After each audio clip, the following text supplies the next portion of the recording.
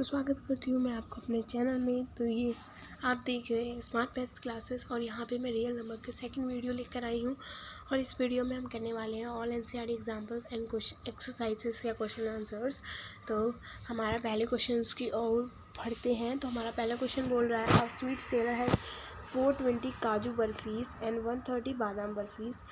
She wants to stake in such a way that each stake has the same number and they take up the least area of the tree. What is the maximum number of burfies that can be placed in each stake for his purposes?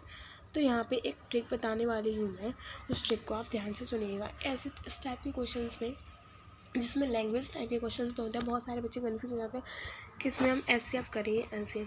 तो आप ज़्यादा घबराइए और ज़्यादा वो मत सोचिए, बस आप इतना ट्रिक अपनाइए कि जब भी क्वेश्चंस में मैक्सिमम हो, मैक्सिमम, तो यहाँ पे एचसीएफ ही होगा, पक्का पक्का।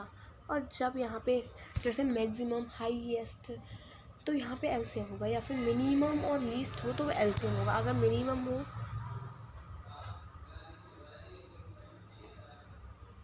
या लीस्ट हो तो एलसीएम लेना होगा। तो बस इस बात को ध्यान करते हुए हम ये क्वेश्चन पे हमारा मैक्सिमम दिया गया है, तो यहाँ पे हम एचसीएफ निकालेंगे। तो एचसीएफ कैसे निकालेंगे? तो एचसीएफ निकालने के लिए या फिर तो ये वाला आप ये वाला फॉर्मूला अपना लीजिए, 420 इक्वल टू 130 मल्टीप्लाई 3 टाइम जाएगा, प्लस 420 में 3 टाइम 390, तो 420 में से 390 माइनस किया तो बचेगा 30। अब 130 इधर आ जाएगा, तो ये क्या बचा,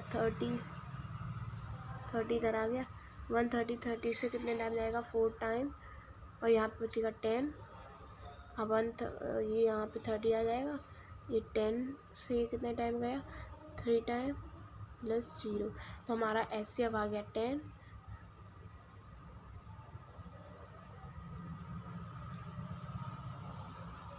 एचसीएफ आ गया हमारा 10। तो बस मैक्सिमम नंबर ऑफ बर्फीज जो भरी जाएंगी वो हो गई 10। हमारी जो क्वेश्चन में हमारा पूछा था उसका आंसर हो गया हमारा 10। तो ये क्वेश्चन हमारा सॉल्व हो चुका है। चलो आगे बढ़ते हैं। देखिए ये भी ऐसे यहाँ पे ये सॉल्व हो के दिया हुआ है, मैक्सिमम नंबर ऑफ बर्फीज करने ऐसे हमें निकालना है दोनों का। आगे बढ़े तो देखिए ये बस ऐसे अपने निकाल के वही आंसर है। आगे बढ़ते हैं हम दूसरे क्वेश्चन की ओर। तो यहाँ पे दूसरा क्वेश्चन है हमारा, so that any positive odd integer is of the form 6q + 6 और 6q + 3 और 6q + 5 where q is some integers. तो यहाँ पे हम सबसे पहले समझते हैं, क्योंकि ये क्वेश्चन हमारे समझने नहीं आएगा, हम पहले समझेंगे, उसके बाद मैं आपको करके दिखाती हूँ। तो यहाँ पे क्वेश्चन क्या बोल रहा है, क्वेश्चन हमारा बोल रहा है कि हमें पॉजिटिव इंटीजर्स, तो मतलब 6q + 1 6q + 3 और 6q + 5 ये पॉजिटिव और इंटीजर्स हैं, ये शो कराना है। तो देखिए, तो यहाँ पे हमने यूक्लिड्स डिवीज़न लेमा पढ़ा हुआ है, तो बस वही लगाएंगे हम यहाँ पे। अगर ए बी और 2 पॉजिटिव इंटीजर्स हैं ए और बी, तो क्या आएगी, a = bq + r, ठीक है।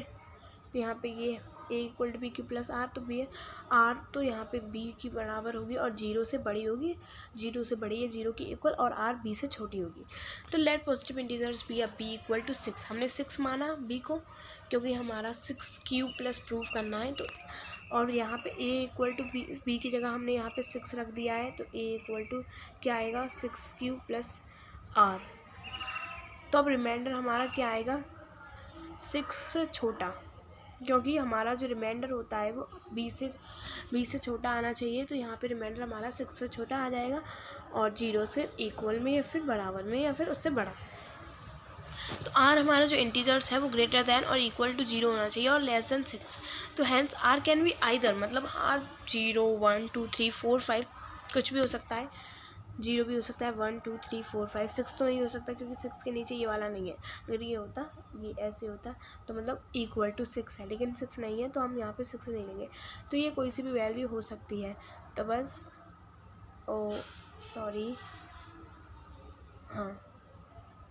तो ये कोई सी भी वैल्यू हो सकती है 6 की। तो बस हमारा क्वेश्चन हो चुका है। जब और बट एक चीज़ रह गई हमारी, जब और इंटीजर्स की बात करते हैं हम, जब और इंटीजर्स की बात करते हैं 1 मिनट, जब यहाँ पे और इंटीजर्स की बात करी जाती है तो और ले लेते हैं। जैसे 6³ + 1 आर ले लिया हमने 1 और 3 और 5 और इंटीजर्स, तो ये और इंटीजर्स में आ जाएगा।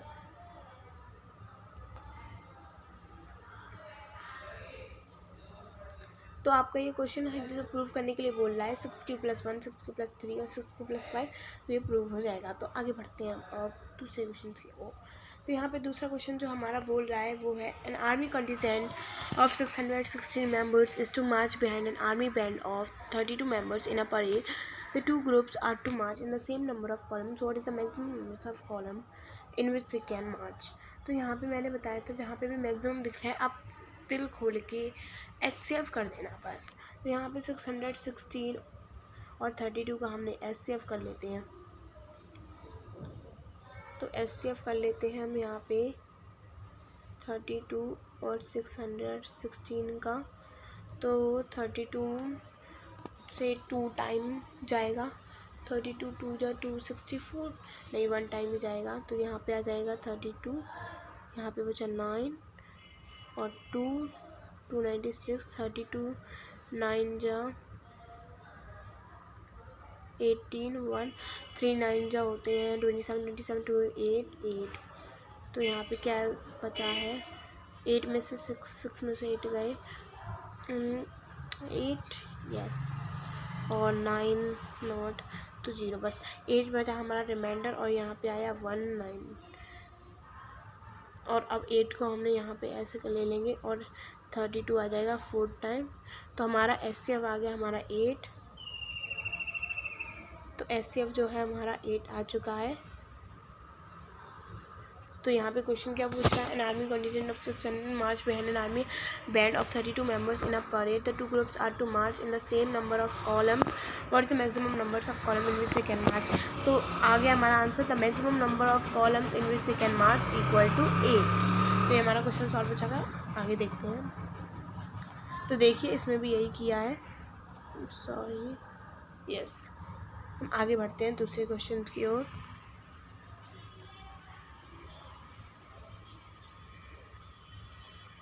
ये दूसरा क्वेश्चन है, ये वाला क्वेश्चन है, इसका आंसर ये है, यहाँ से लेके ये वाला है। तो आप देख सकते हैं इसमें मैक्सिमम नंबर ऑफ कॉलम्स है 8। ये गलत है, यहाँ से इसको हटा दीजिए प्लीज़। तो आगे बढ़ते हैं हम। तो यहाँ पे ये क्वेश्चन बोल रहा है consider the 4 numbers 4 and when n is a natural number check whether there is any value of n for which and 4 and ends with the digit 0। तो यहाँ पे इस क्वेश्चन को आप पहले समझिएगा तब अपने दिमाग से लिख दीजिएगा। तो यहाँ पे 4n बोल रहा है कि जो एंड हो डिजिट 0 से, लेकिन अगर यहाँ पे जैसे 10 लिखा है हमारा, तो 10 = 2 × 5 है। तो ये 0 से एंड है, 10 हो सकता है आगे भी होगा। तो बस यहाँ पे लिख रहा है कि मतलब हमारे जो प्राइम फैक्टराइजेशन है, मतलब उस नंबर की प्राइम फैक्टराइजेशन में 2 और 5 आना चाहिए, होना चाहिए 2 और 5, तो उसके एंड में डिजिट 0 होगा। सिमिलरली 4 की एंड में 2 × 3n आएगा।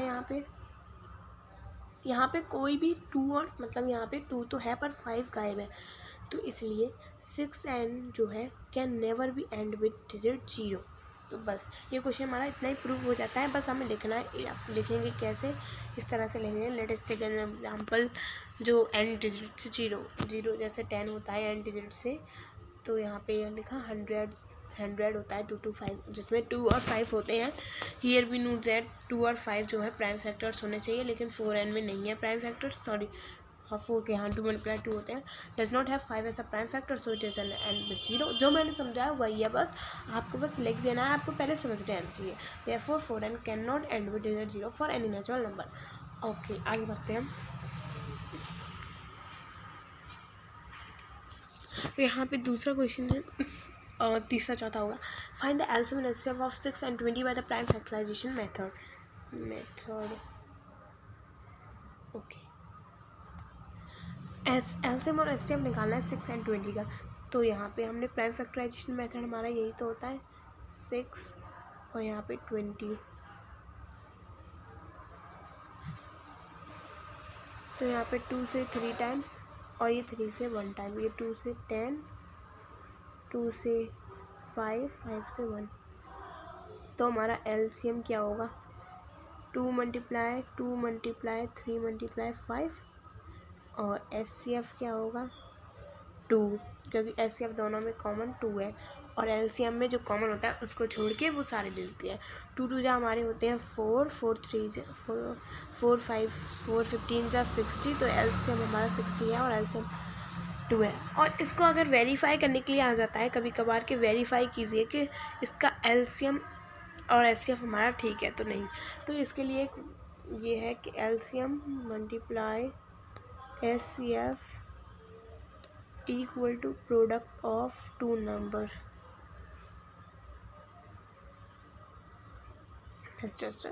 तो एलसीएम हमारा क्या आया था 6 और 20 का एलसीएम आया था हमारा 20 आया था, नॉट 60।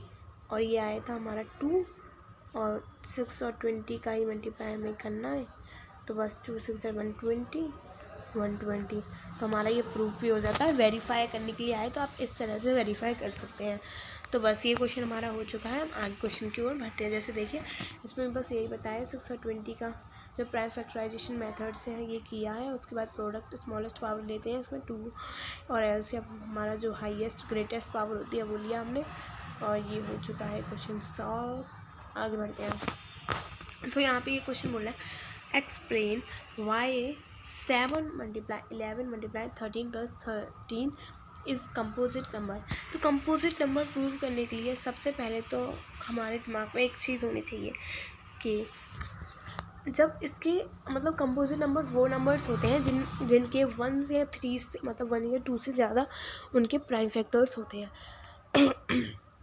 बट आप देख सकते हो यहाँ पे तो 7 मल्टीप्लाई 11 मल्टीप्लाई 13 मतलब यहाँ पे 3 प्राइम फैक्टर्स हैं। उसके प्राइम फैक्टराइजेशन किया तो उसके 3 फैक्टर्स हैं। ये कंपोजिट नंबर है लेकिन हमें इसको प्रूव करके बताना है। तो प्रूव करने के लिए हमें क्या करना है 7 मल्टीप्लाई 11 मल्टीप्लाई 13 प्लस 13 में कॉमन लिया है तो यहाँ पे आया 7 मल्टीप्लाई 11 तो मल्टीप्लाई 13 तो हमने कॉमन लिया है तो यहाँ पे तो कुछ नहीं रहा तो यहाँ पे प्लस आ जाएगा।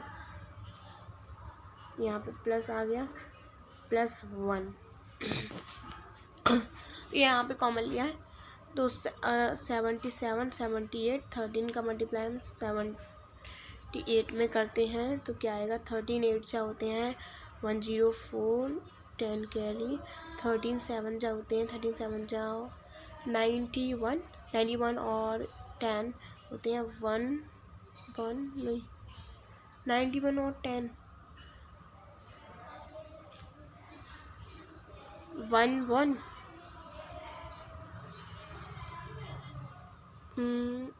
91 और 10 ना यस 1 और 10 101 यस। तो 1010 इज़ द आंसर। तो 1010 के जो फैक्टर्स हैं वो ये हैं।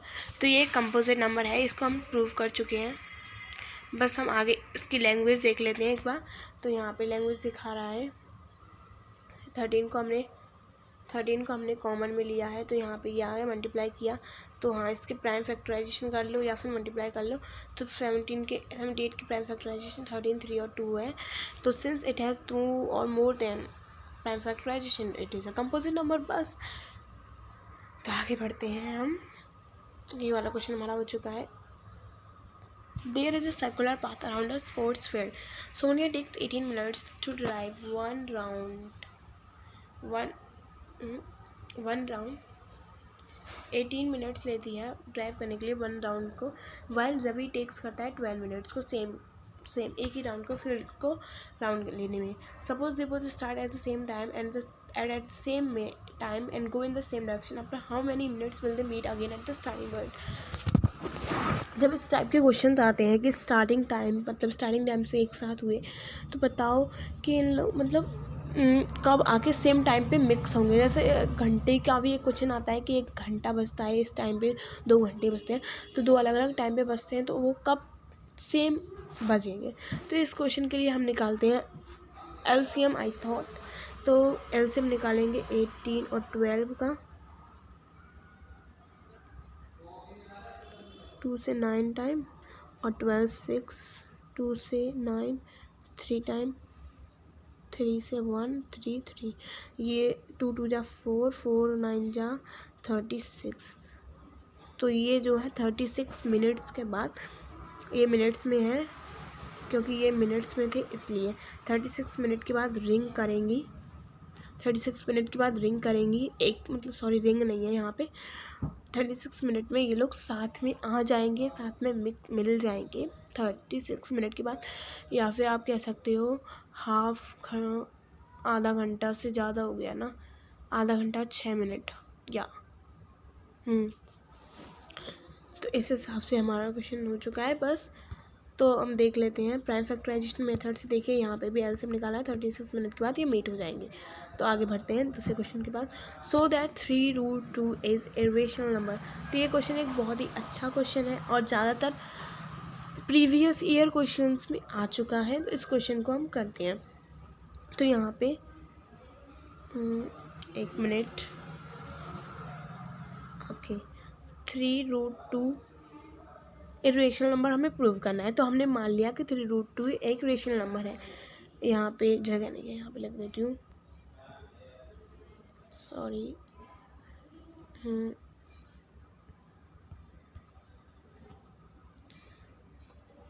Late 3√2 is rational number. मतलब जब भी इस टाइप के क्वेश्चन आते हैं ना, तो आपको मतलब आप मान लीजिए कि ये रेशनल है। तो एक रेशनल नंबर हमने मान लिया है, तो क्या होगा, रेशनल नंबर जो है a/b के इक्वल होगा, क्योंकि a/b भी रेशनल नंबर है एक। और a/b यहाँ पे एक a/b एक वो है जो प्राइम फैक्टर्स, मतलब जिनके 1 या 2, मतलब एक प्राइम नंबर्स हैं दोनों, जिनके 1 या 2 से ज़्यादा प्राइम फैक्टर्स नहीं हो सकते, सबसे लीस्ट हैं ये। मतलब जैसे हम किसी को काट रहे हैं तो उसमें सबसे सिंपलेस्ट फॉर्म में है a/b। तो हम इसे सॉल्व करते हैं, a/b के इक्वल है, तो √2 हमारा यहाँ पे रहा और ये 3 हमारा यहाँ पे आ जाएगा, तो a/3 भी हो जाएगा। तो आप देख सकते हैं √2 एक रेशनल नंबर है। जब हमारा क्वेश्चन में बोल रहा है पूरे 2 संख्या या फिर 2 से 3 संख्या, या फिर अगर सिंपली √5 है या फिर √2 √7 कुछ भी है, तो ये रेशनल प्रूव करने के लिए आता है। तब तो हम सिंपली कुछ नहीं कर सकते, रेशनल मान के उनको इक्वल में करके वो। लेकिन जब ये आता है, तो अगर आपको पता है, वैसे भी आपको पता है कि √2 एक रेशनल नंबर है, तो यहाँ पे हम लिख सकते हैं कि √2 हमें पता है कि रेशनल नंबर है। जब √2 को प्रूव करना होता है तब रेशनल नहीं लिख सकते। लेकिन अभी यहाँ पे सिर्फ √2 को नहीं, 3√2 को रेशनल प्रूव करना है। तो हमने यहाँ पे बस ये एक रेशनल नंबर था a/b, और ये हमारा एक इरेशनल नंबर है। तो एक रेशनल नंबर कभी भी इरेशनल नंबर की इक्वल नहीं हो सकता। तो हमारा कॉन्ट्राडिक्शन, मतलब जो हमने सपोज किया था वो हमारा रॉन्ग है। और √3/√2 मतलब 3√2 इज़ इरेशनल नंबर। बस आपको यही लिख देना है, तो आप यही लिख देना, बस आपका क्वेश्चन हो चुका है। आप यहाँ पे देख लेते हैं कैसे है। We have to prove 3√2 is irrational, let us assume the opposite. हमने मतलब 3√2 को इरेशनल मान लिया है हमने, तो hence 3√2 in the form a/b। तो यहाँ पे a/b के को प्राइम्स है, मतलब 9 फैक्टर्स अदर देन 1, एक से ज़्यादा फैक्टर है ही नहीं लोगों का। तो इसके इक्वल में ये हो नहीं सकते, बिकॉज एक रेशनल नंबर कभी भी दूसरे रेशनल के नंबर में इक्वल नहीं हो सकता है। तो हमारा ये कॉन्ट्राडिक्शन रॉन्ग है। बस आप ये लिख लेना, इसके बाद यहाँ पे लिख देना इट इज़ कॉन्ट्राडिक्शन, मतलब ये पॉसिबल नहीं है, इट इज़ नॉट पॉसिबल भी लिख सकते हैं, या फिर इट इज़ कॉन्ट्राडिक्शन 3√2 नहीं, पहले ये नहीं लिखेंगे, यहाँ पे ये लिख लेना, 1 rational number can not be equal to the other irrational number, उसके बाद लिखेंगे 3√2 इज़ इरेशनल नंबर। बस, तो ये हो गया हमारा क्वेश्चन। तो आगे दूसरा क्वेश्चन दिया गया है हमारा, prove that the following are irrationals. तो मतलब 1/√2 का इरेशनल प्रूव करना है। तो इरेशनल प्रूव करने के लिए हम क्या करते हैं, हमें पता है कि हम रेशनल मान लेते हैं इसको। 1/√2 हमने मान लिया कि रेशनल है, रेशनल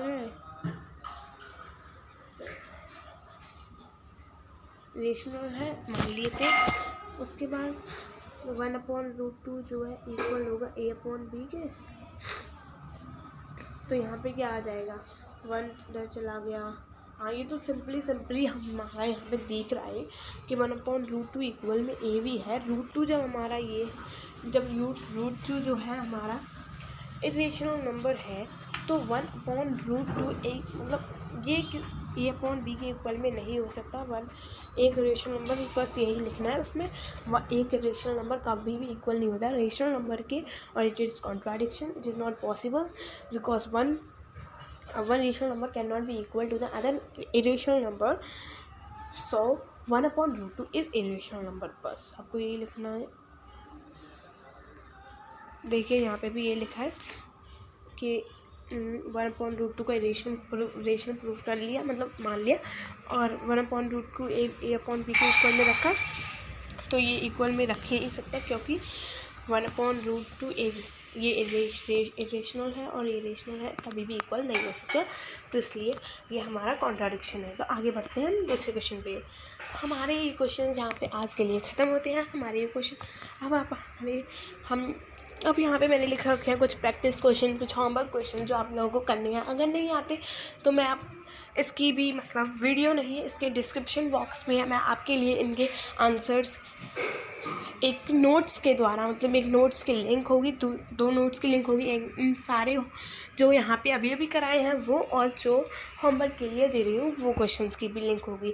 तो वो दोनों क्वेश्चंस की लिंक होगी। तो आप दोनों के लिए ये होमवर्क क्वेश्चन है हमारे, कुछ आप इनको नोट भी कर सकते हो और आप या फिर आप इसमें से कर सकते हो। यहाँ पे मैं एक बार बता देती हूँ, use Euclid's division lemma to show that the square of any positive integer is either of the form 3m और 3m+1 और सम इंटीजर्स m।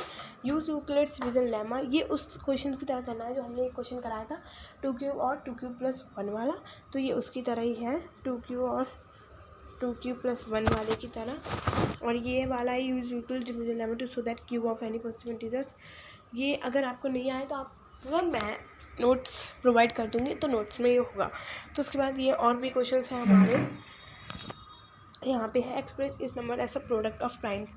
तो ये क्वेश्चन बहुत ही सिंपली क्वेश्चन है। आप 140 का या फिर तो ट्री से बना सकते हो, या फिर 140 का ये वाला करके, जो मैंने पिछली वीडियो में रियल नंबर सब समझाया था तब 140 156 का मैंने करके दिखाया था, उस हिसाब से करना है ये आपको।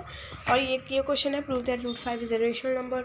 और यहाँ पे prove that the following are rational 1/√2, जो मैंने अभी भी बताया।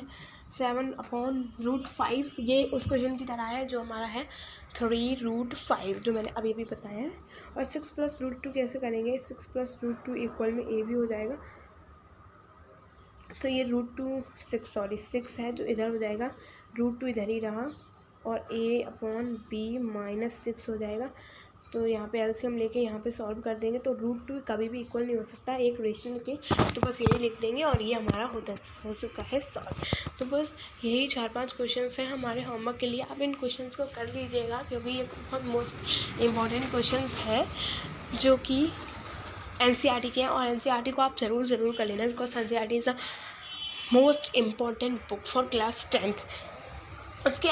उसके बाद मैं कुछ प्रीवियस ईयर बोर्ड क्वेश्चंस भी कराऊंगी, लेकिन पहले सारे चैप्टर्स और सारे एनसीईआरटी कंप्लीट होने के बाद। तो उसके बाद मेरा नेक्स्ट सेशन आएगा नेक्स्ट वीडियो के लिए। तो इस वीडियो को अगर आपको समझ में आया हो तो सब्सक्राइब और लाइक कर दीजिएगा। बाय बाय, नेक्स्ट मिलते हैं नेक्स्ट वीडियो में।